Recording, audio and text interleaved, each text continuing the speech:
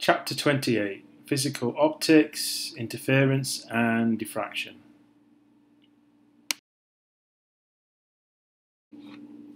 Here is the overview of Chapter 28. We will first talk about superposition and the basic principles of interference. Then we will talk about Young's two-slit experiment, the simplest example of interference that we have. We will then talk about interference in reflected waves, move on to diffraction, show how diffraction causes resolution effects, and the final thing that we will talk about is diffraction gratings. If two waves occupy the same space, their amplitudes at each point will add to give a resulting wave. They will either add to give constructive interference or destructive interference.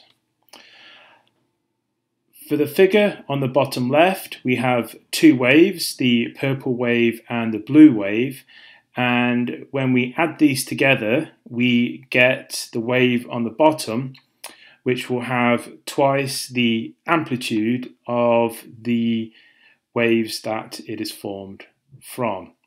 This is known as constructive interference.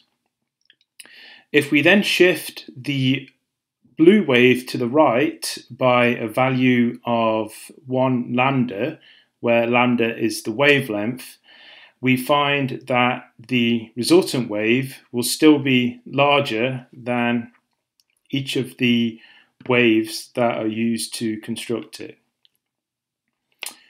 Now, if we move the blue wave, which we see on the bottom right, by half a wavelength, we see that a positive peak will line up with a negative peak, and a negative peak will line up with a positive peak.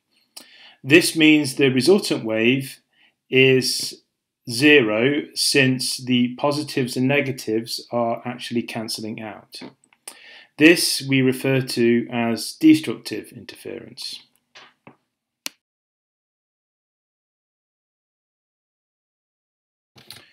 Now, these interference effects can only happen under two conditions. The first condition is that the waves in question are monochromatic, which simply means that they both have the same wavelength. The second condition is the waves are coherent, and that essentially means that one of the waves is not moving with respect to the other waves, so the peaks will either always line up for constructive interference, or the peak and the trough will also always line up for destructive interference. Interference will be constructive when we say that both of the waves are in phase, and destructive when they are out of phase. So when a peak lines up with a peak, we say this is in phase. When a peak lines up with a trough, we say that is out of phase.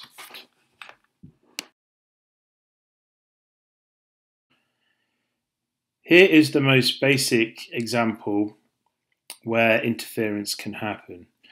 We have two sources of waves, which are shown by the triangles, and we measure the total wave at point P, where both of the waves will meet.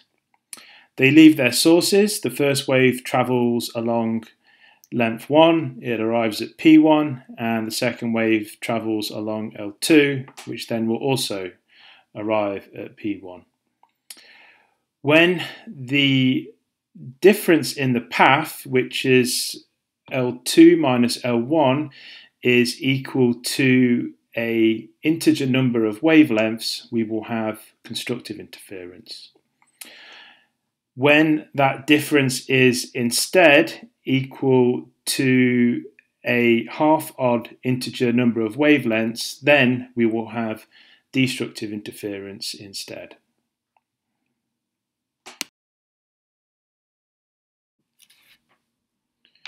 We can write this mathematically as follows. So the difference in the path, as mentioned before, is L2 minus L1. For constructive interference, that will have to equal m lambda, where m is an integer and lambda is the wavelength. If that difference in path L2 minus L1 is equal to an integer minus a half times lambda, then we will get destructive interference. As mentioned before, when it's equal to m lambda, we get constructive interference.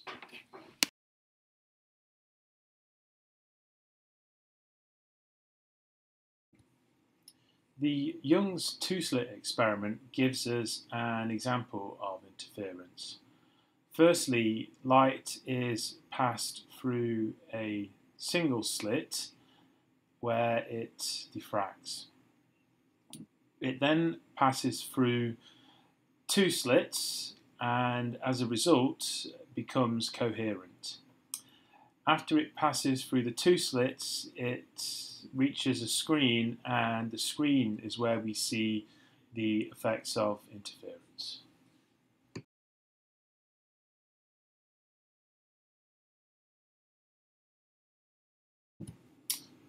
Now, if light consisted of particles or had what we call a particle-like behavior, the final screen should show two stripes, each corresponding to each slit. If light behaves as a wave, which indeed it is, each slit serves as a new source of wavelets, and because of this, the final screen will show the effects of interference. This effect is referred to as the Huggins principle.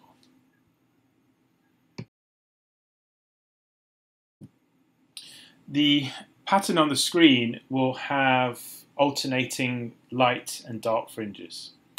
A light fringe will correspond to a region where constructive interference happens, and a dark fringe will correspond to a region where destructive interference happens. If we think as each slit as a separate source of waves, then the path difference with respect to both of those two sources, delta L, will equal d sine theta, where d is the distance between each slit and theta is the angle with respect to the screen.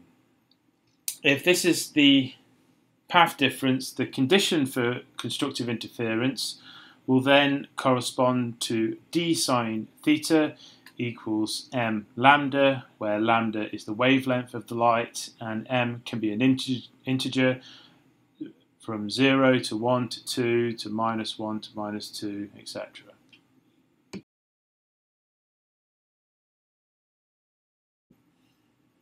We can see from this diagram how the path difference is calculated. Firstly, theta is the angle between the horizontal and the direction that both sets of waves will travel. D is the distance between the slits, and we can see from simple trigonometry that the difference in path, which is the extra distance the bottom arrow will travel, is equal to d sine theta. Since this is the path difference, when d sine theta equals m minus a half times lambda, these angles will correspond to the regions of destructive interference, and they will have dark fringes.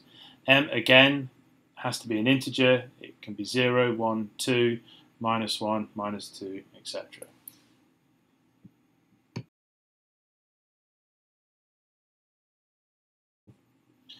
This diagram illustrates the position of the bright and dark fringes with respect to the integer m. For m equals 0, this corresponds to theta equals 0, and in this region we will see the central bright fringe. When we get to m+1 regarding the bright fringes, here the angle will not be 0, it will be bigger than 0, and m+2 will have an angle even bigger than m+1. The same logic applies to the dark fringes. The first dark fringe will have the smallest angle, and that will correspond to m=1. The second dark fringe, which will have the second smallest angle, will correspond to m=2.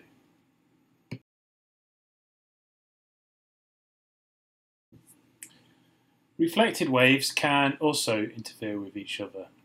They can interfere based on path length differences, but they can also show interference effects due to phase changes upon reflection. An example is shown on the bottom. When we have an incident wave that travels through a material with a high index of refraction, it then gets reflected back from another material that has a lower index of refraction, and the reflected wave has no phase change. In this case, both waves will interfere with each other, and the interference will be constructive since the peaks line up and the troughs line up. Now, when a wave travels through a lower index of refraction and is reflected from a material with a higher index of refraction, what happens is the reflected wave has half a wavelength phase change. Both waves can interfere with each other, and in this case the interference will be destructive since the incident wave's peak lines up with the reflected wave's trough and vice versa.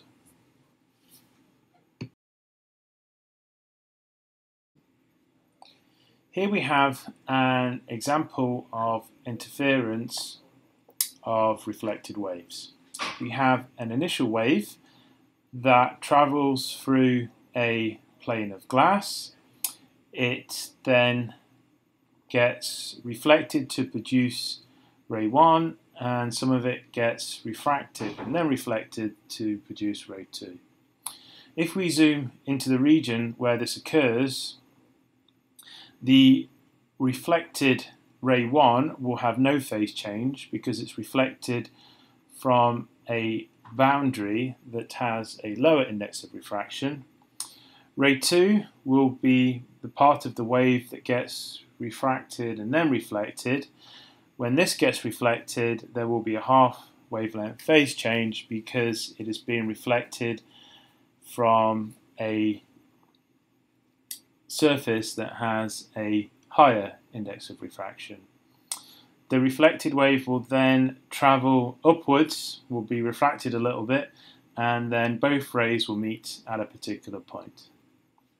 When we consider both the path differences and the phase changes upon reflection, we have a condition for constructive interference that is half plus 2d over lambda is equal m, where d is the distance between each of the glass planes and lambda is the wavelength of the wave, m is an integer, and the condition for destructive interference will correspond to half plus 2d over lambda is equal to m plus a half, where m is again an integer.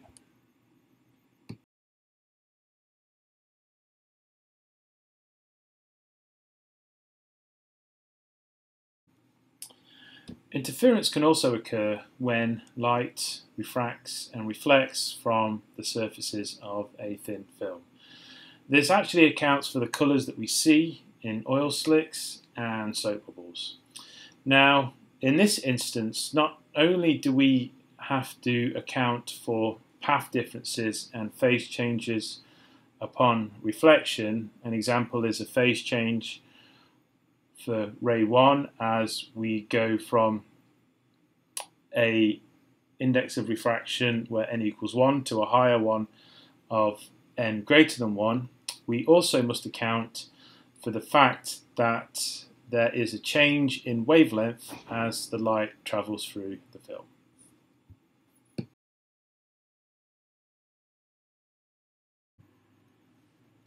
Now, as a wave travels through a material with a high index of refraction, the wavelength in that material gets reduced by the factor n. Lambda vacuum is the wavelength of light in a vacuum or in air, which is effectively a vacuum. When we consider this, we can determine the condition for destructive interference, and this corresponds to 2nt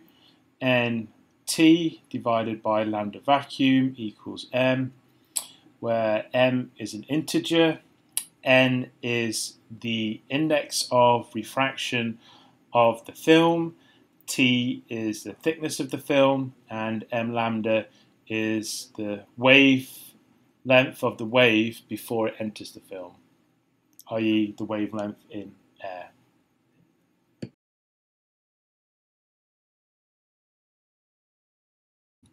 The condition for constructive interference is 2nt divided by lambda vacuum minus a half is equal to m, where m is again an integer. And as mentioned before, the different colours that we see when we observe film is simply due to different conditions of constructive interference for different thicknesses and different colours which have different wavelengths. Depending on the angle and the position, one will see constructive interference for red light, and at a different angle and position, one will see constructive interference for blue light.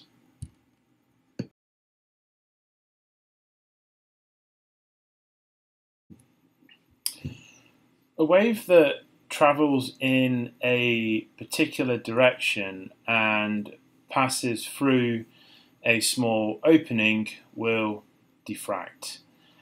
By diffracting, we mean that after the wave passes through the opening, there are parts of the wave that travel in other directions with respect to the original direction.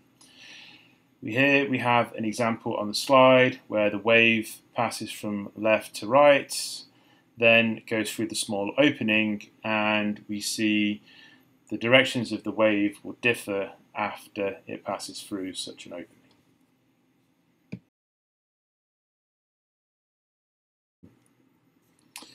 Diffraction is one of the reasons we can hear a sound without being in a direct line of sight with respect to the source of the sound.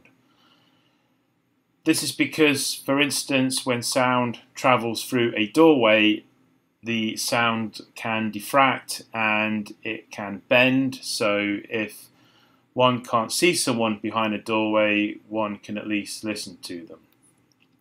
Now, the amount of diffraction depends on the wavelength. Essentially, the greater the wavelength, the more diffraction we observe, and that's essentially the reason why sound diffracts but light doesn't. Sound has a much greater wavelength compared to light, so these diffraction effects are much more prevalent.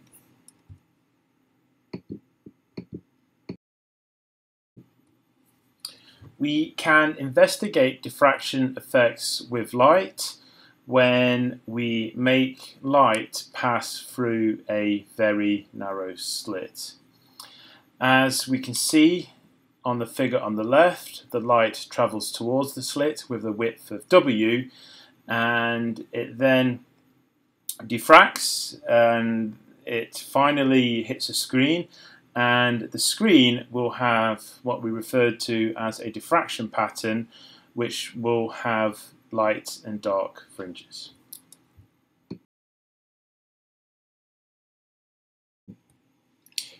Now, the pattern on the screen is essentially an interference pattern that's caused by diffraction.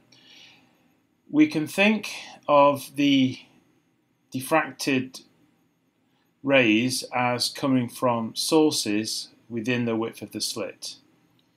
If we consider the condition for destructive interference and we look at the path differences of the parts of light that comes from these sources, it turns out that the first dark fringe, which is a result of destructive interference, will occur when W sine theta is equal to lambda.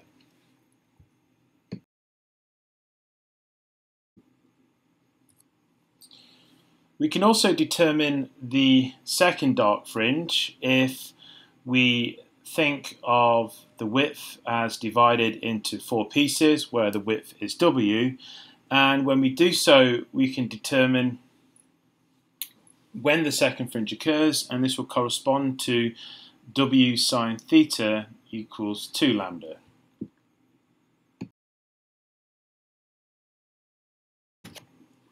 Now we can generalize the condition for the occurrence of dark fringes, and the general condition is that the width W times sine theta, which is the angle with respect to the horizontal, is equal to m lambda, where lambda is the wavelength and m is an integer that can be positive or negative. The positive values of m correspond to the dark fringes above the horizontal, and the negative corresponds to the dark fringes below the horizontal.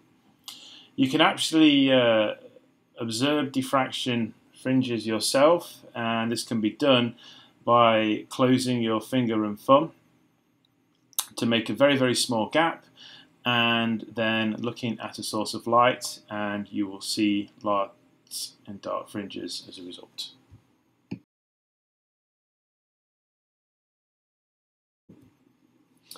Diffraction gives rise to something called resolution, and resolution is a limit that prevents us observing two things that are too close to each other. When diffraction occurs through a small aperture, what we see is a circular pattern of fringes on a screen. Because of such a pattern, this limits our ability to distinguish one object from another when they were very close, as mentioned before, and essentially what controls this limit is the location of the first dark fringe relative to the central spot. The angle of the first dark fringe, theta, relates to the wavelength and diameter of the aperture via the equation sine theta is equal to 1.22 times lambda, which is the wavelength, divided by d, which is the aperture.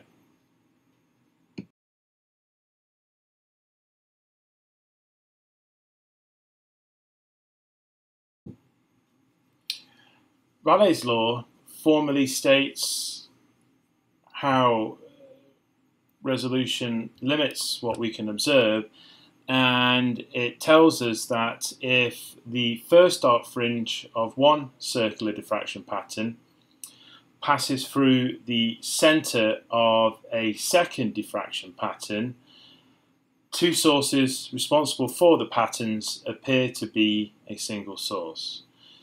In that sense, that means that we can't tell that there's two sources because we can only see one source.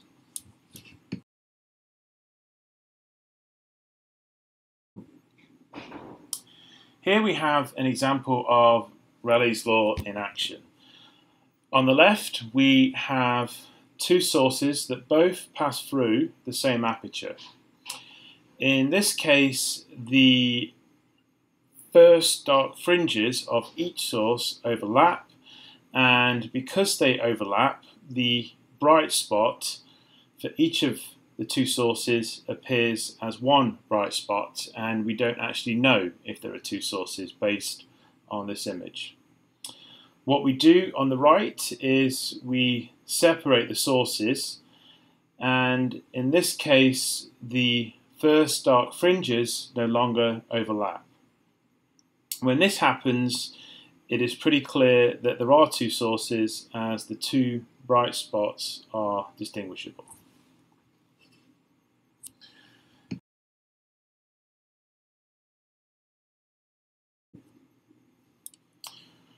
The final topic of this chapter will be diffraction gratings. When we have a large number of slits that light passes through, we refer to this as a diffraction grating. As the number of slits grow, the peaks become more narrow and more intense. Here we have an example of the pattern for when we have 5 slits.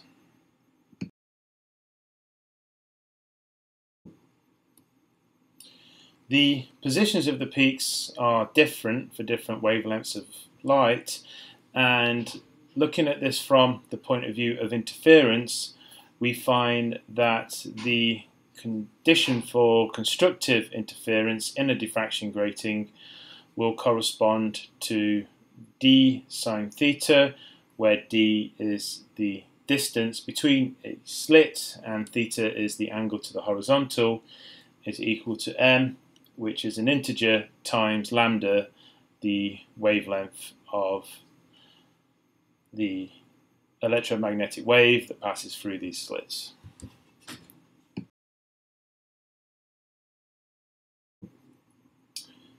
We use something called X-ray diffraction to determine crystal structure, in particular the gaps between planes within crystals. We do this by shining some X-rays with a known wavelength onto the crystal, and where we see conditions of constructive interference will depend on the spacing within the crystals, which is essentially d in the previous equation.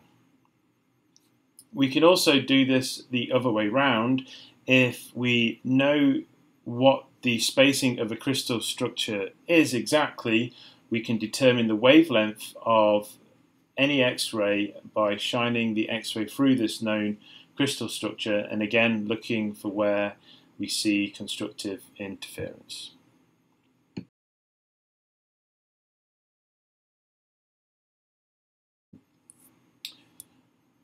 We can also observe diffraction from diffraction gratings from narrowly spaced reflective grooves. The most familiar example of this is the recorded side of a CD, and it turns out that some insect wings also display a similar type of reflective diffraction, especially butterfly wings.